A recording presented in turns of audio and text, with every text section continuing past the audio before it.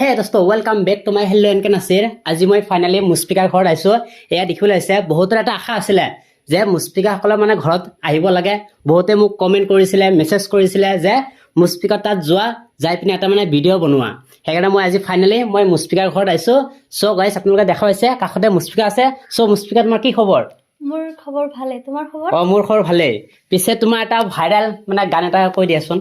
কে গো তুমি বাজাও গো বাঁশি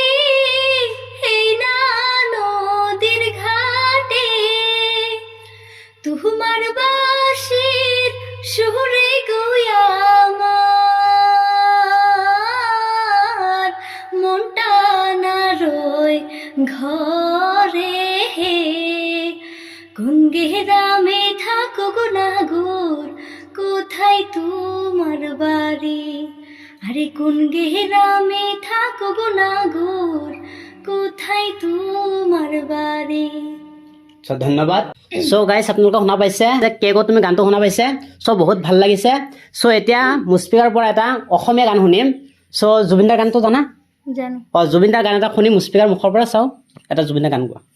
মায়াবিনী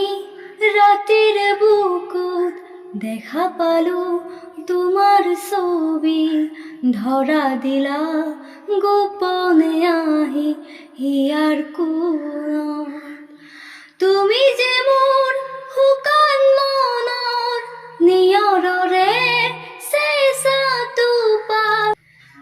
মায়াবিনী ৰাতেৰ বুকুত দেখা পালো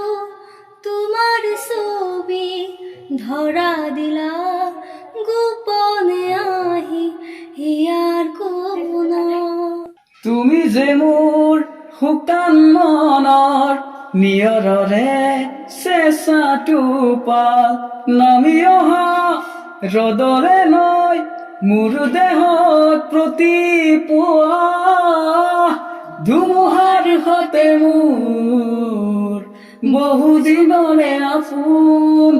এন্ধাৰো সঁচা মোৰ বহুদিনৰে আপোন নিজানত গান মোৰ শেষ হ'ব ভাবো তোমাৰ বুকুত মায়াবিনী ৰাতেৰ বুকুত দেখা পালো তোমাৰ ছবি ধৰা দিলা